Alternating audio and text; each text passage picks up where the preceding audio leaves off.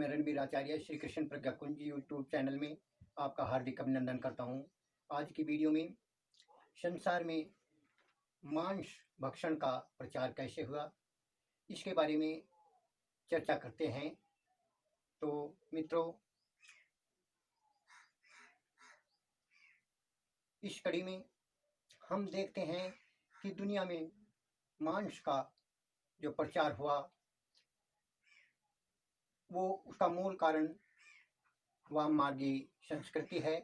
और तंत्र ग्रंथों में तो मध्यम मीन मानसम मीनम मुद्रा मैथुन में च एते पंचमकारा ईश्वर मोक्षदाय युगे युगे, यानी मांस, मछली, मदिरा, मुद्रा, मैथुन, ये 5 जो तत्व हैं, ये ही मोक्ष के देने वाले हैं।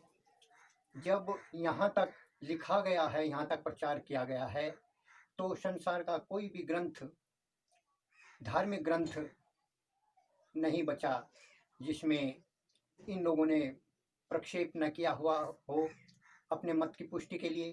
संसार में मांस का प्रचार करने के लिए किसी भी ग्रंथ को इन्होंने नहीं छोड़ा। यहाँ तक कि जो आर्ष ग्रंथ चरक और सुश्रुत संहिता हैं, उन सुश्रुत संहिता में मांस का इतना प्रचार है कि उसमें पृथ्वी पर एक मनुष्य को छोड़कर कोई भी प्राणी नहीं बचा जिसमें उसके मांस का विवेचन, गुण धर्म न बताया गया हो। जब ऐसा कोई रोग नहीं जिसमें किसी न किसी मनुष्य, किसी न किसी पशु पक्षी जीवधारी के मांस का उपयोग नहीं हुआ हो, जिससे कि ऐसा कोई रोग नहीं है जिसमें लाभ ना होता हो, तो मांस का प्रचार दुनिया में क्यों नहीं होगा। और छिपे रूप में मांस का सेवन स्वाद के लिए और स्वास्थ्य वर्धन के लिए सब खाने के लिए बाध्य हो जाते हैं। तो आइए देखते हैं सुश्रुत संहिता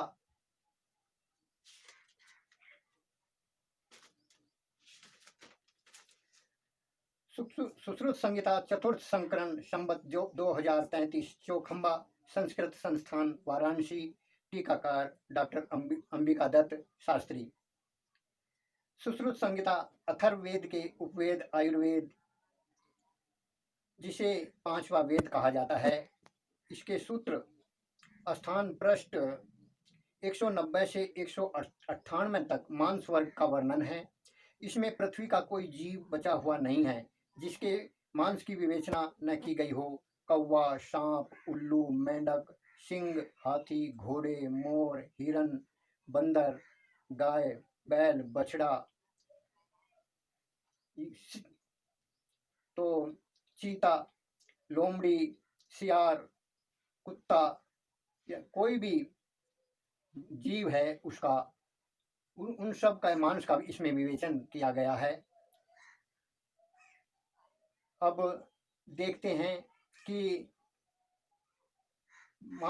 इसमें ये चाहे तो मांस भक्षियों ने अपने प्रचार के लिए, अपनी विकृत मानसिकता के लिए इन ग्रंथों में मिलाया हो, या स्वयं ही पदार्थों के गुण विवेचन के लिए इसमें वर्णन किया गया हो। क्योंकि कुछ भाई कहते हैं कि पदार्थ के गुण धर्म बताने के लिए चिकित्सा के शास्त्र में सब कुछ बताना जरूरी था। ऋषि और योगी असंप्रज्ञात समाधि के द्वारा जिस भी विषय में संयम करते हैं, उस विषय का उन्हें पूर्ण ज्ञान हो जाता है, ऐसा कहा गया है। लेकिन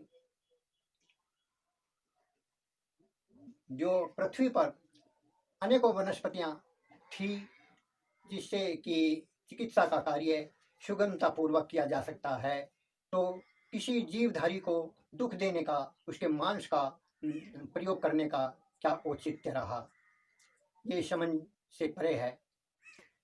इस कारण से संसार में मांस का प्रचार हुआ, क्योंकि वह स्वाद और स्वास्थ्य दोनों की दृष्टि से उत्तम बताया गया है। तो आइए देखते हैं कि कुछ जो विशेष मांस हैं उनके गुण धर्म सुश्रुत संहिता में क्या कैसे बताए गए हैं। जो हिंदू धर्म हिरन, मोर, गाय इनको बहुत पवित्र मानता है। तो इसमें इनके मांस की चर्चा देखिए। मोर का मांस का गुण कषाय, मधुर और लवण है तथा त्वचा, नेत्र, केश और अरुचि में हितकारी है। स्वर, बुद्धि, जठरांगनी, नेत्र और कर्ण इन्हें दृढ़ करता है, यानी इन रोगों को ये दूर करता है, इन्हें ताकत देता है। अब कौवा, दूसरा कौवा, चील, बाज, गीद ये परछाया वर्ग के प्राणी सिंह आदि के वीर्य विपाक में समान हैं, जो शोथ और टीबी के लिए बहुत ही हितकारी हैं। पर्ण मृग, सर्प, मूषिक, चूहा, गिलहरी, बंदर आदि इनका मांस मधुर, गुरु, वर्ष्य, नेत्र हितकारी, अर्श और श्वास रोगों को नष्ट करता है। नेवला आदि भी इसी में शामिल हैं। हंस का मांस पचने में भारी, उष्ण वीर्य, मधुर, स्निग्ध होता है। स्वर, वर्ण और बल को बढ़ाता है। वात विकार नाशक होता है। हाथी का मांस उष्ण वीर्य, पित्त दूषर, कफ और वातनाशक होता है। गाय का मांस स्निग्ध, मधुर, काशनाशक, विपाक में मधुर तथा संभोग शक्ति यानी सेक्स पावर, वाजीकरण वर्धक होता है। भैंस का मांस स्निग्ध, उष्ण, मधुर, ब्रश, तर्पक, पचने में भारी एवं निंद्रा, संभोग शक्ति वर्धक, सेक्स पावर बढ़ाने वाला और दुग्धवर्धक, मांस को दृढ़ करने वाला होता है। तो ये कुछ मांसों का विवेचन इस वीडियो में किया।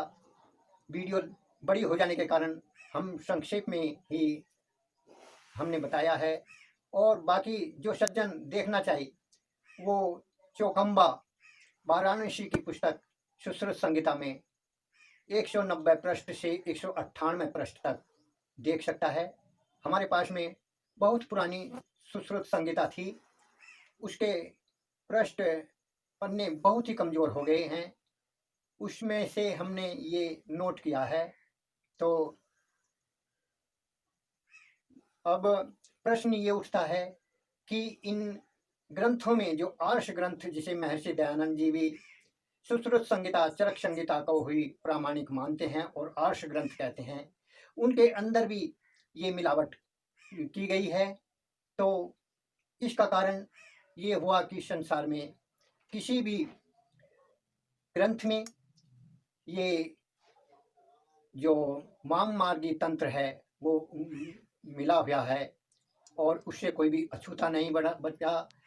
इसके कारण जितने भी धर्म, संप्रदाय, पंथ, मजहब हैं, वे सब कितने ही मजहबों में मांस आहार का पूर्ण प्रबंध, उस पर पाबंदी है, लेकिन उसके अनुयायी छिपक करके, दुबक करके इसका सेवन करते हैं।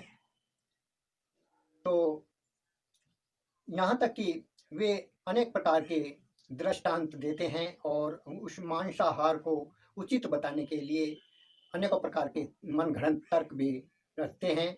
जैसे इस्लाम में बताया गया कि इब्राहिम जो उसके बेटे की बलि के स्थान पर बकरा आकर खड़ा हो गया, जब उस पर रहम के कारण अपने पुत्र को नहीं मार सका, तो उसने पुत्र ने कहा, अब्बा जान आप मेरी हत्या नहीं कर सकते, इसलिए आंखों पर पट्टी बांध लें। तो तब भी इब्राहिम की जो थी उसके अंदर तो करुणा थी, वात्सल्य था, कोई अपने बेटे को किस प्रकार मार सकता है।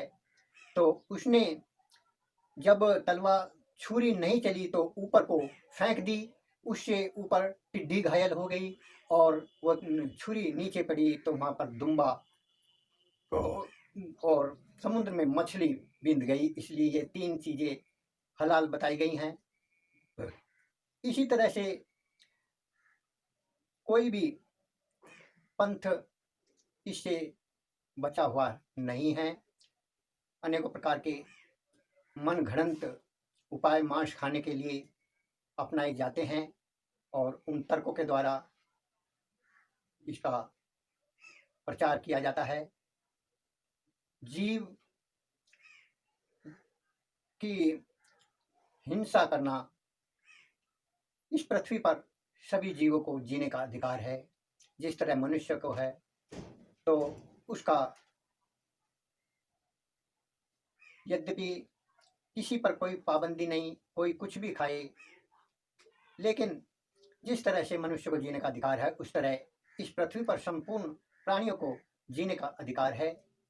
जिससे हमारा कांटे चुभने में पीड़ा होती है, तो उन जीवों को हम उनका प्राणांत करके उसको हम उसका सेवन करते हैं। तो ये कितने निर्दयता की बात है। यहाँ तक कि मनुष्य का स्वभाव है, जो जैसा भोजन करता है, जिसको जो चीज़ प्रिय होती है, वो उसी प्रकार के अपने बचाव के लिए उसी प्रकार के देवी देवता को घर लेता है। जैसे मांस मदिरा के लिए काली और भैरव इत्यादि की को बना लिया गया।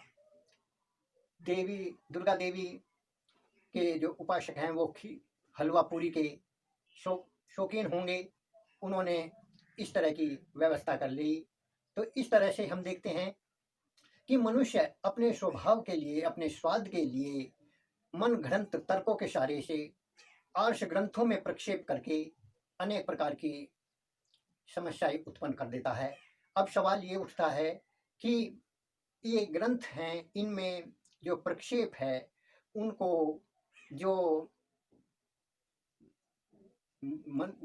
अनेक प्रकार के जीव जंतुओं को देवी देवताओं पर बलि चढ़ाई जाती है। और गौतम बुद्ध और महावीर स्वामी जी के ज़माने में जो यज्ञों में ये प्रथा थी और कहा जाता था कि वैदिक हिंसा हिंसा न भवति। ये जो कुप्रचार था, उसको दूर करने के लिए महात्मा बुद्ध और गौतम दोनों ने इसका विरोध किया था और जनता को करुणा का और अहिंसा का संदेश दिया था। तो मेरे कहने का तात्पर्य ये है कि ये जो ग्रंथ हैं, इनमें जो प्रक्षेप है, उसको न तो कोई मानने के लिए तैयार है, और न कोई यदि करता भी है तो उसे मान्यता नहीं दी जाती। जैसे कि महर्षि दयानंद जी ने आर्ष ग्रंथों में और जो ग्रंथ हैं, उनमें जो प्रक्षेप है उसे हटाया, लेकिन उनके वेद भाष्य को आज जो पौराणिक पंडित हैं वे नहीं मानते। तो आखिर क्या किया जाए? इसलिए तो ये नए नए पंथों का निर्माण हो रहा है और आपस में क्लेश द्वेष बढ़ रहा है। इस परमपिता परमात्मा हमारी बुद्धियों को, हम मनुष्य को एक दुराग्रह छोड़ करके सत्य का अनुसरण करना चाहिए और जीवों पर दया करनी चाहिए।